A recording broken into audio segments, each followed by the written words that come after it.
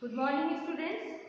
You are welcome in your history class, chapter 5, The Age of Industrialization.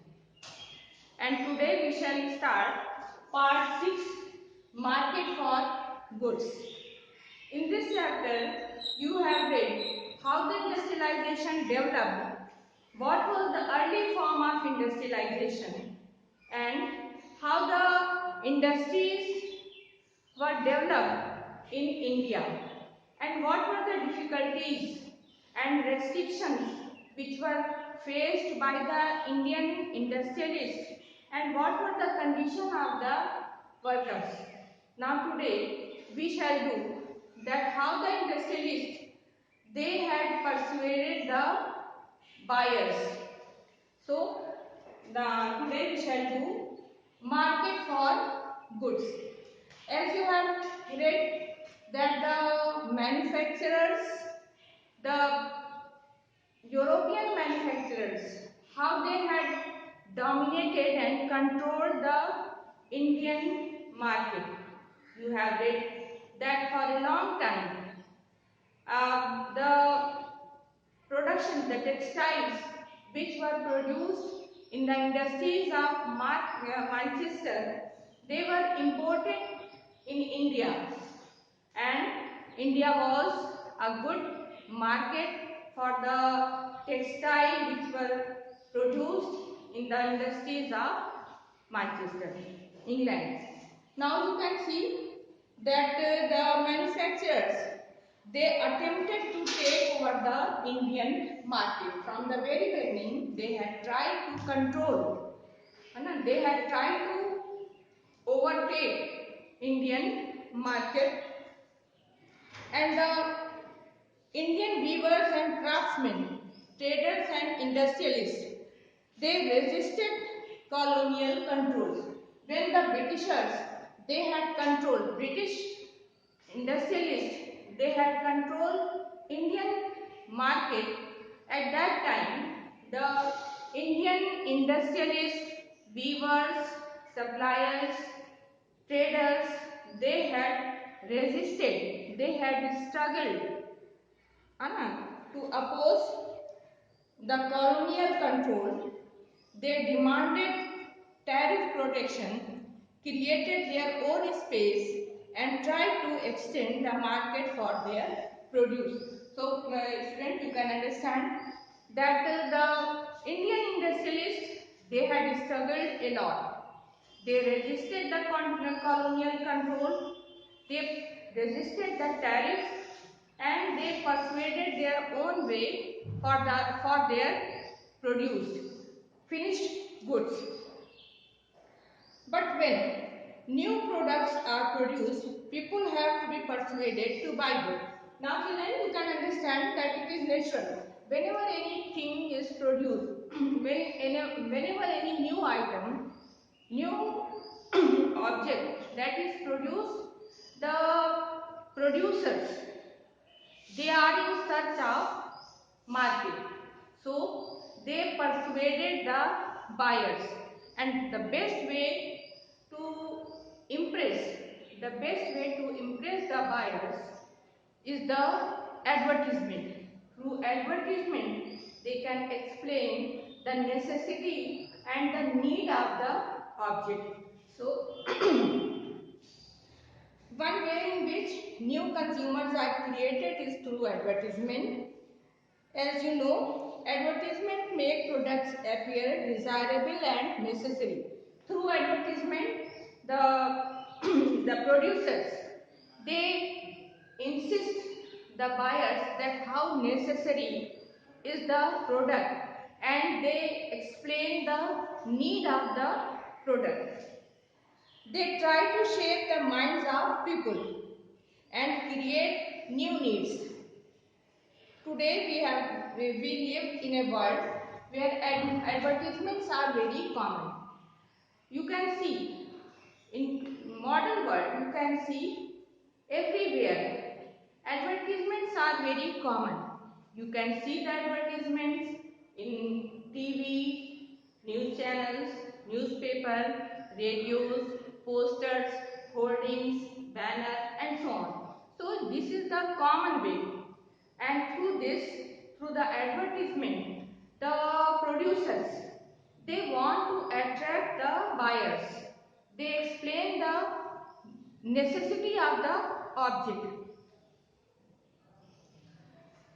and in this way they try to shape a new consumer culture. So that was also happened when the things were produced in India.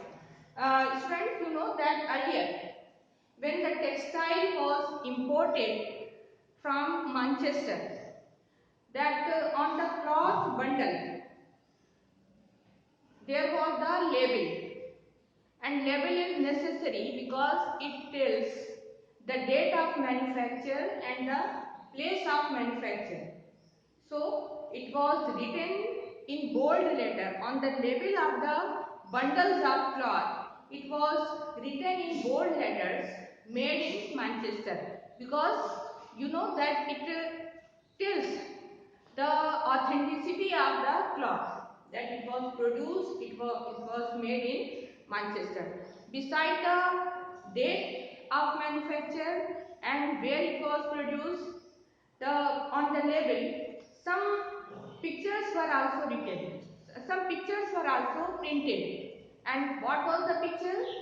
In those labels, the pictures of the god and goddesses were printed. Now, in this way, we can understand the mentality of the buyers, as the people, they were religious, and the European industrialists, they also realized that people were religious, so to impress them on the labels beside the date and place of manufacture, there were also the figures of god and goddesses. But now class, in this way you can understand it, you know that it made the consumers mentality. It we can have some idea of the mind of the manufacturer, their calculations and the way they appeal to the people. So in this way we can understand the mentality of the manufacturer. Why they had printed on the label of cloth, why they had printed the pictures of god and goddesses, because they believed that people would attract, as they were very religious, they would attract, and on the other hand, that would be the guarantee of the authenticity of the cloth or the quality of the cloth. Images of Indian god and goddesses regularly appeared on these labels. It was as if the association with gods gave divine approval to the goods being sold. Generally, what images were imprinted? The images of Krishna, the images of Lord Krishna or Saraswati, they were imprinted. For example, on the during that period, there was a very famous product, that was gripe water. Woodward's gripe water. That was just like a tonic to improve the immunity of infants, and on the label of the bottle of gripe water, there was the picture of Lord Krishna, baby Krishna.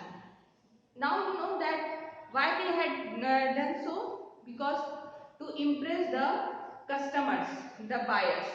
On the other hand, you can see in your book there is another figure, and in that there is the advertisement of sunlight soap, and on that sunlight soap there is the figure of Saraswati. So goddess Saraswati. So it shows that here God Vishnu is shown bringing sunlight from across the skies. Beside this, by the late 19th century, the manufacturers, they had preferred to give advertisements in calendar, through calendar, because calendar was more beneficial. The advertisement which were printed or published through calendar, that was more helpful than the newspaper or magazine, because at that time a big population, large part of population, that was um, not literate, it was illiterate, they were not able to read. So calendar, that was very useful, because calendar was used by the rich and poor, and equally on the other hand, calendar was also placed in tea stalls, shops and some other places, and throughout the year people see the calendar day after day. So that was more useful, and it was a common means of advertisement. Calendar became a common means of advertisement in late 19th century. Like the images of gods, figures of important personages, like the figures of kings, nawabs, that were also printed on the labels and calendar. It gives the message. Why the figures, why the pictures of nawabs and kings were printed on the picture? Because it gives a message. It gives a message that if you respect your ruler, the nawabs or those rajas, then you should respect the product also. Besides that, when the nationalist movement was started, that it had a loud message. The advertisement had loud message, and it gave the message of Swadeshi. And it was written that if you care for the nation, then buy products that Indian produced. Advertisements became a vehicle of the nationalist message of Swadeshi. So in this way you can see that in early 20th century, that messages, such type of messages, nationalist messages, they became a vehicle to move the nationalist struggle. So class, in this way you have finished the chapter. The conclusion of the chapter is, what is the conclusion?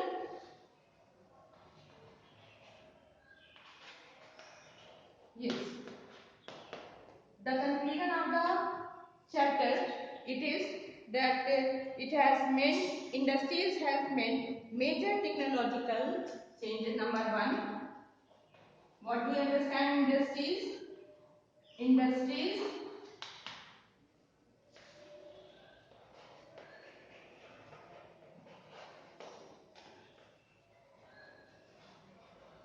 major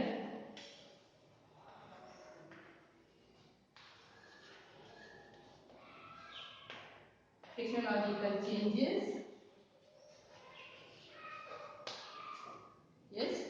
And number two, it also gives growth